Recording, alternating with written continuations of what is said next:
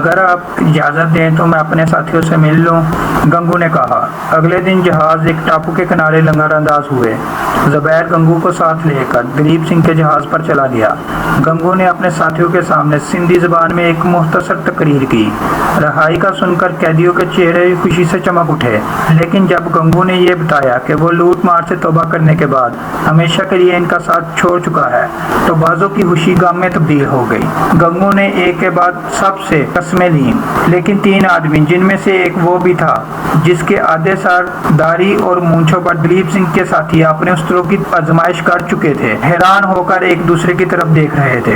गंगू ने इनसे मुखातिब होकर कहा, कालू, दासू और मोती, तुम कुछ अरसा मेरे साथ रहोगे। इसके बाद इसने ज़ुबैर से मुखातिब होकर कहा, मैं इनके पुरअमन रहने की ज़मानत देता हूँ। ज़ुबैर ने दिलीप सिंह से चंद बातें करने के बाद मुलाहों को कैदियों की जंजीरें खोल देने का हुक्म दिया। कालू, दासू, मोती और गंगू ज़ुबैर के साथ दूसरे जहाज पर चले आए।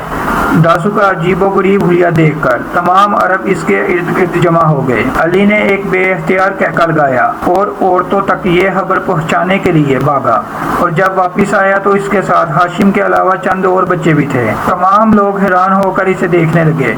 हाशिम ने आगे बढ़कर मासूमाना अंदाज में पूछा, तुम्हारे चेहरे के बाईं तरफ बाल नहीं उगते?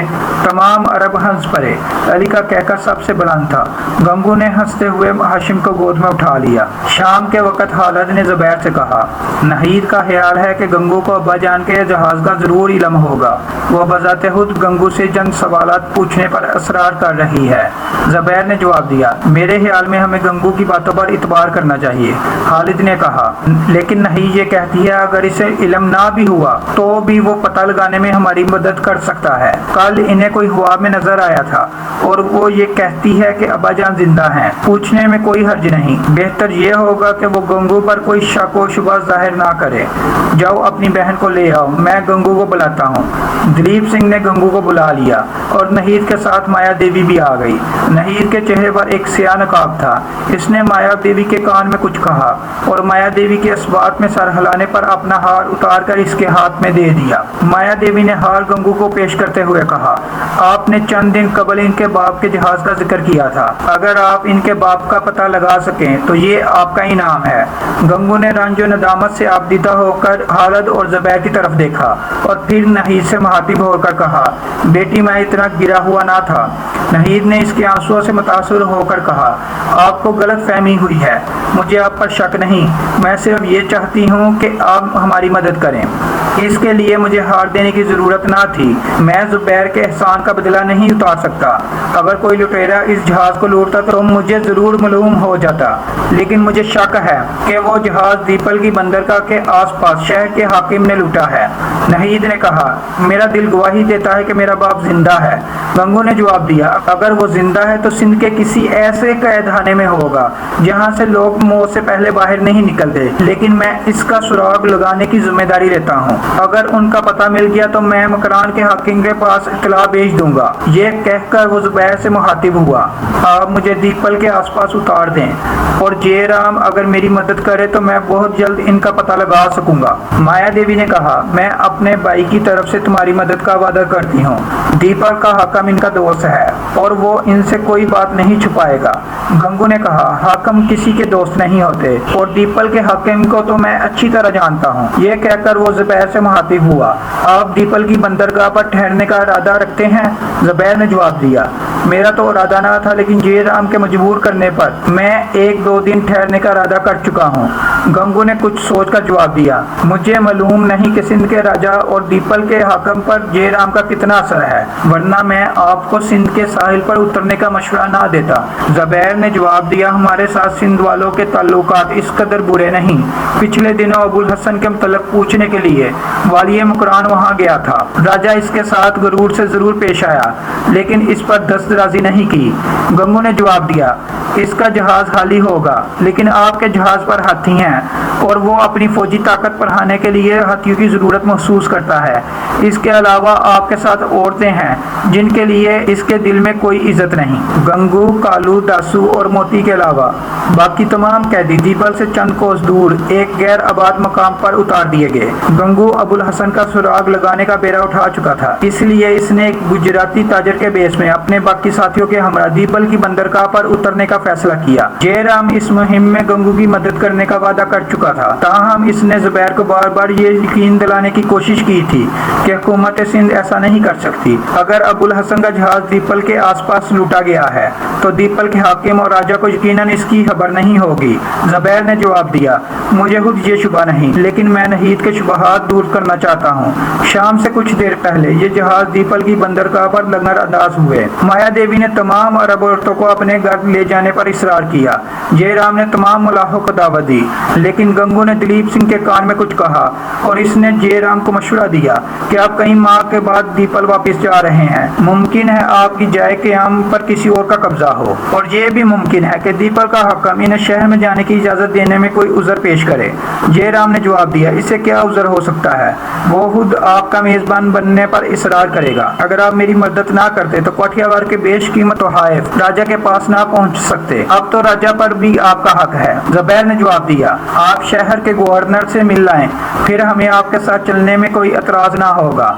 माया देवी ने कहा, भैया आप जाएं, अगर आपके मकान पर कोई और काबज हुआ तो ये बहुत बुरी बात होगी। आप मेहमानों को ठहराने का इंतजाम कराएं, मैं इतनी देर बहन नहीद के पास ठहरूंगी। जयराम ने बंदरगाह से एक आदमी को बुलाकर इसे तोहफ़े का संदूक उठाने का हुक्म दिया और सीधा दीपल के गवर्नर प्रताप राय के महल में चला गया।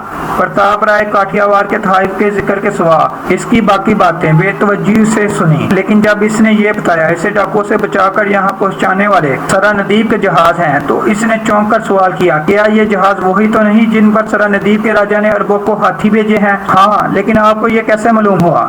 ये बाद में बताऊंगा, पहले मेरे सवाल का जवाब दो। इस पर अरब बच्चे और औरतें भी हैं? हाँ, ये जहाज बहरी डाकुओं के 2 जहाज़ों को डुबो चुके हैं। इसका मतलब ये है कि वो अच्छी तरह मुसल्लह होंगे। वो बंदरगाह से रवाना तो नहीं होंगे? नहीं, मैं मुसाफिरों को अपने पास 1-2 दिन मेहमान रखना चाहता हूँ। इन्होंने मुझ पर बहुत एहसान किए हैं। मैं आपसे ये पूछने आया था कि आपको इनके शहर में ठहरने पर कोई एतराज़ तो नहीं? एतराज़ नहीं, वो बाकी तमाम उम्र हमारे मेहमान रहेंगे। मैं महाराज से इनके जहाज लूटने और इन्हें गिरफ्तार करने की इजाज़त हासिल कर चुका हूँ। अगर इस महल पर बिजली गिर पड़ती तो भी शायद जयराम इस कदर बदहवास ना होता। वो एक लम्हे के लिए बेजान मुजस्मे की तरह बेहिस्सो हरकत करा रहा। बिलाहिर इसने संभल कर कहा, आप मजाक करते हैं? प्रताप राय ने जरा तलख लहजे में जवाब दिया, मैं बच्चों के साथ मजाक करने का आदी नहीं। हमें सिंधी ताजरों से इन जहाज़ों की आमद की इत्तला मिल चुकी है और महाराज का यही हुक्म है कि इन जहाज़ों को छीन लिया जाए। महाराज तोहफ़े का यह संदूक देखने से ज्यादा इस बात से खुश होंगे कि आप मालो मता से भरे हुए 2 जहाज यहाँ ले आए हैं। जयराम ने चिल्लाकर कहा, नहीं, ये कभी नहीं हो सकता। वो मेरे मेहमान हैं, वो मेरे दोस्त और मोहसिन हैं। प्रताप राय ने डांट कर कहा, होश से बात करो, तुम्हें मालूम नहीं कि तुम कहाँ खड़े हो? जयराम ने कहा, ये इंसानियत के खिलाफ है। तुम एक ऐसी कौम से दुश्मनी मोल लोगे जो सिंध जैसी कई सल्तनतें पांव तले रौंद चुकी हैं। महाराज को इस किस्म का मशवरा देने वाले ने इनके साथ अच्छा नहीं किया। मैं जाता हूँ। मेहमान की इज्जत रखना एक राजपूत का धर्म है। राजा के बागी होकर तुम कहीं नहीं जा सकते। ये कहते हुए प्रताप राय ने पहरेदारों को आवाज दी और आन की आन 4 सिपाहियों ने नंगी तलवारों से इसके गिर्द घेरा डाल दिया। जयराम को अपनी तलवार बेनियाम करने का मौका न मिला। प्रताप राय ने कहा, तुम्हें कुछ देर मेरी कैद में रहना पड़ेगा। बंदरगाह से वापस आकर मैं तुम्हें आजाद कर दूंगा। कल तुम्हें महाराज के पास रवाना कर दिया जाएगा। अगर तुम अपने मेहमानों की जान बख्शी करवा सको तो मैं इन्हें रहा कर दूंगा, लेकिन मैं तुम्हारी खुशी के लिए राजा के हुक्म से सरताबी नहीं कर सकता। सिपाहियों ने जयराम को महल की एक कोठरी में बंद कर दिया। जयराम दरवाजे को धक्के देने, दीवारों से सर पटने और शोर मचाने के बाद खामोश होकर बैठ गया। इसे अपनी बहन का ख्याल आया और वो फिर उठकर दरवाजे से टकरे मारने लगा। इसने तलवार निकाली, लेकिन मजबूत कुवार पर चंद जरबे लगाने के बाद वो भी टूट गई। इसने टूटे हुए फल की नोक उठाकर अपने सीने में गोपने का इरादा किया, लेकिन किसी ख्याल ने इसका हाथ रोक लिया। वो उठकर बेकरारी से कोठरी में टहलने लगा। फिर इसे एक ख्याल आया और इसने पहरेदारों को आवाजें दी, इन्हें तरह तरह के लालच दिए, लेकिन किसी ने इसके हाल पर तवज्जो ना दी। इसने राजा के पास शिकायत करने की धमकियां दी, लेकिन जवाब में पहरेदारों के कहके सुनाई दिए।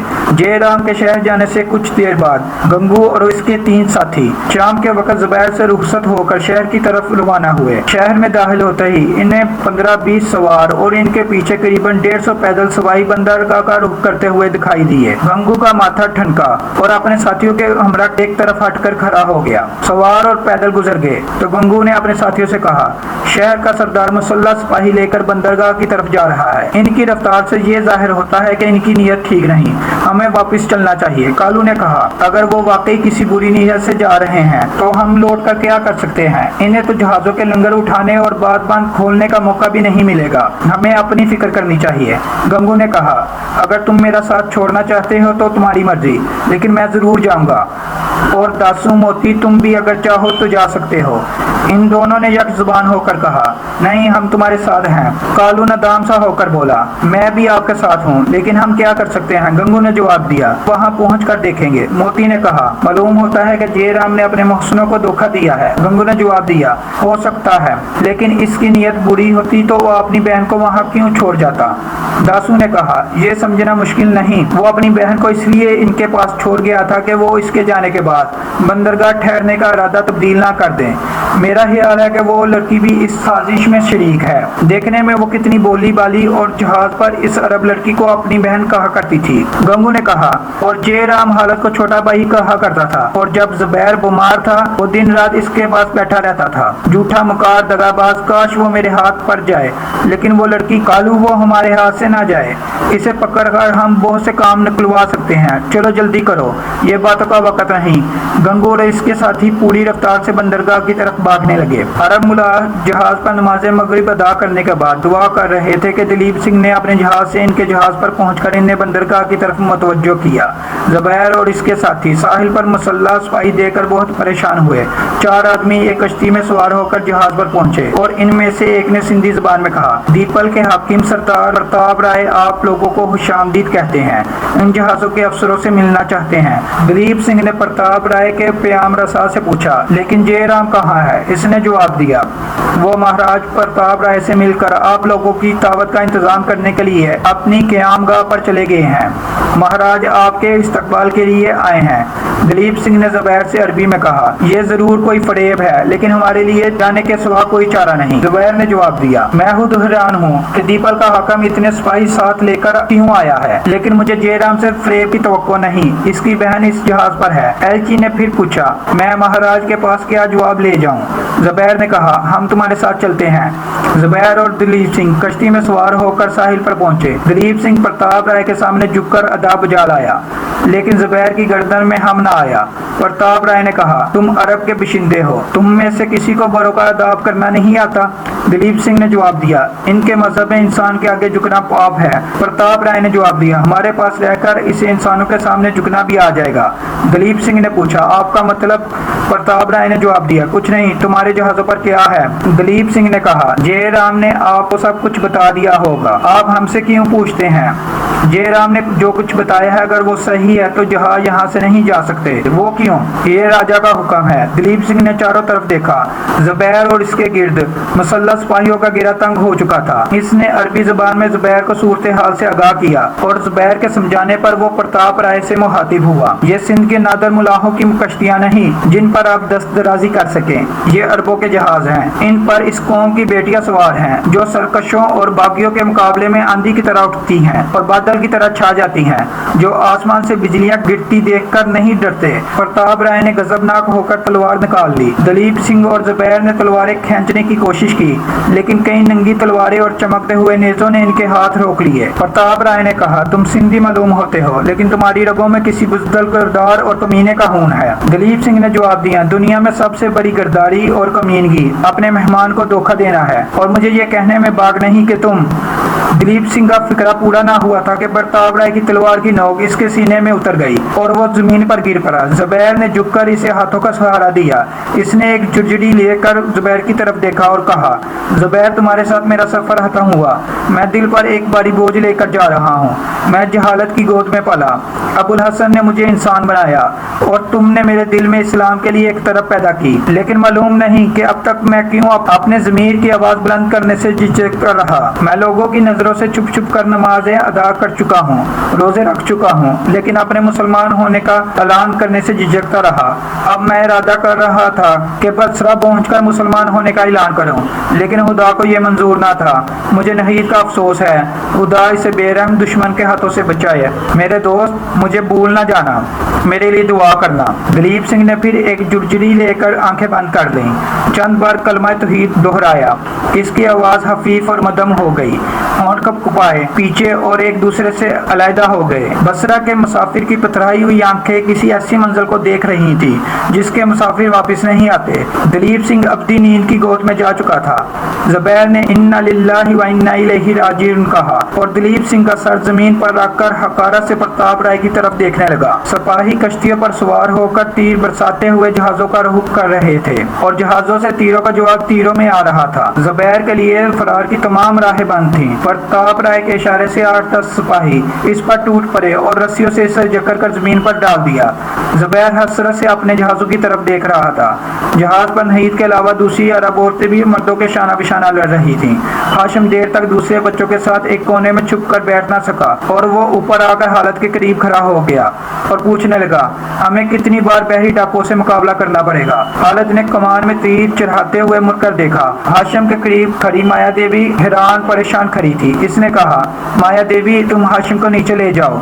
माया देवी हाशिम को उठा रही थी कि एक सनाता हुआ तीर आया और हाशिम के सीने में पेयोस्त हो गया। माया देवी ने भागकर इसे एक कोने में लिटा दिया और तीर निकालने की कोशिश करने लगी। हाशिम ने एक हल्की सी आह ली और मामूली सी कपाहट के बाद ठंडा हो गया। माया देवी सिसकियां लेती हुई उठी, लेकिन पीछे से एक मजबूत हाथ की गिरफ्त में बेबस होकर रह गई। कौन?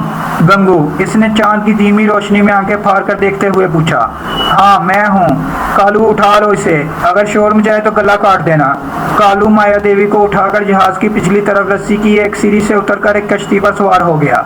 गंगू ने आगे बढ़कर हालत के कंधे पर हाथ रखते हुए कहा, अब मुकाबला करने से कुछ नहीं होगा। इनकी तादाद हमसे बहुत ज्यादा है और कब से भी 2 जहाज हम पर हमला करने के लिए आ रहे हैं। मेरी कश्ती जहाज के पीछे खड़ी है। मैं तुम्हें और नहीद को बचा सकता हूँ। खालिद ने बेपरवाही से जवाब दिया, हम अपने साथियों को छोड़कर नहीं जा सकते, लेकिन तुम नहीं जानते कि वो लोग तुम्हारी बहन के साथ क्या सलूक करेंगे।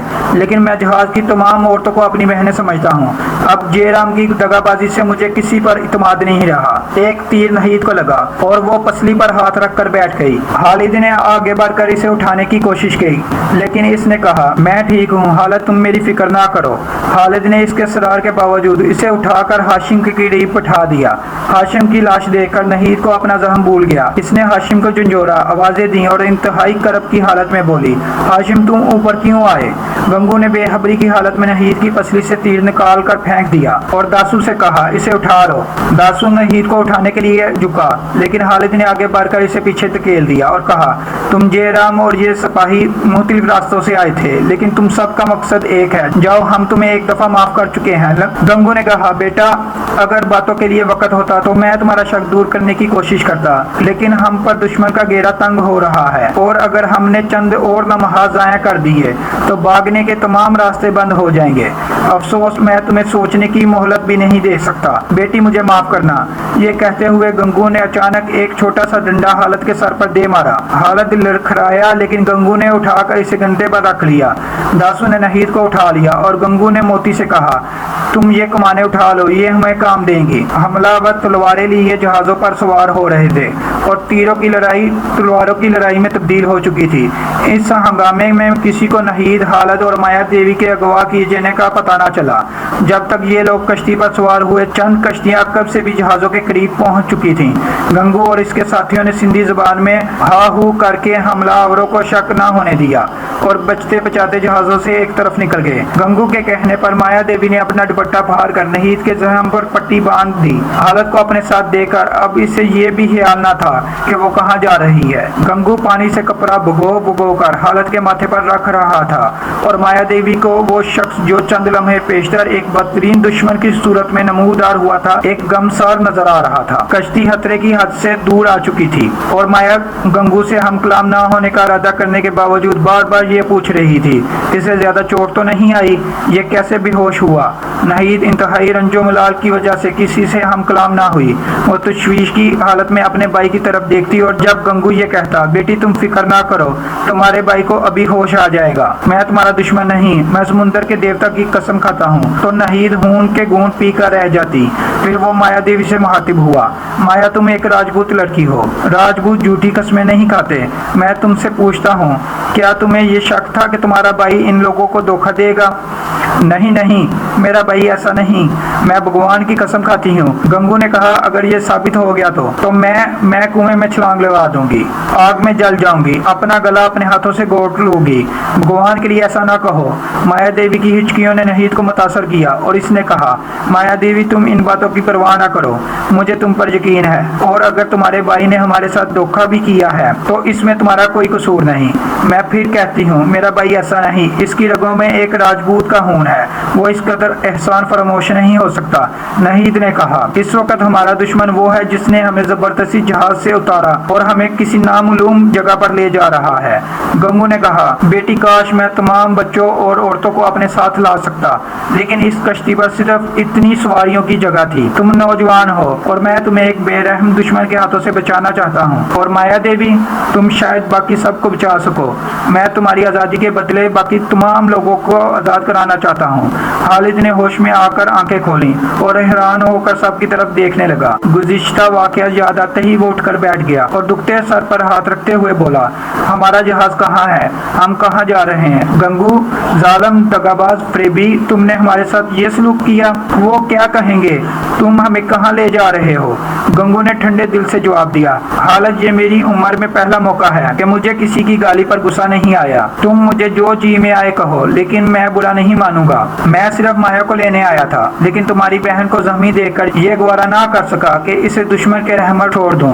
हालत ने हकारा से माया देवी की तरफ देखते हुए कहा, मैं अब समझा, जयराम ने एक तरफ से हम पर हमला करने के लिए सिपाही भेज दिए, दूसरी तरफ से तुम्हें माया देवी को लेने के लिए भेज दिया। इसका मतलब ये है कि लुटेरों के सरदार तुम ना थे, जयराम था। तुम दुरुस्त कहते हो, लेकिन मैं तौबा कर चुका हूँ और जयराम ने तौबा नहीं की। मुमकिन है वो अपनी बहन की खबर सुनने के बाद तौबा कर ले। तो तुम हमें इसके पास नहीं ले जा रहे। तुम देख सकते हो बंदरगाह किस तरफ है और हम किस तरफ जा रहे हैं, तो तुम हमें कहाँ ले जाओगे? किसी ऐसी जगह जहाँ राजा के सिपाही ना पहुँच सके। खालिद ने कहा, अगर तुम्हारी नीयत बुरी नहीं तो हमें अपने सिपाहियों के पास छोड़ आओ। गंगू ने कहा, तुम्हारे साथी थोड़ी देर में दीपल के कैद खाने में होंगे, तुम कैद होने की बजाय कैद से बाहर रहकर इनकी ज्यादा मदद कर सकते हो। खालिद ने कदरे उम्मीद होकर पूछा, तुम सचमुच इनकी मदद करना चाहते हो? गंगू ने जवाब दिया, बेटा मुझे तुमसे झूठ बोलने की जरूरत क्या है? अगर मैं तुम्हारा दुश्मन होता तो यकीनन इस कदर ठंडे दिल से ये गालियां ना सुनता। अगले दिन ये कश्ती दरिया सिंध के दहाने पर पहुंच गई। गंगू को अपने साथी मछलियां पकड़ते हुए मिल गए।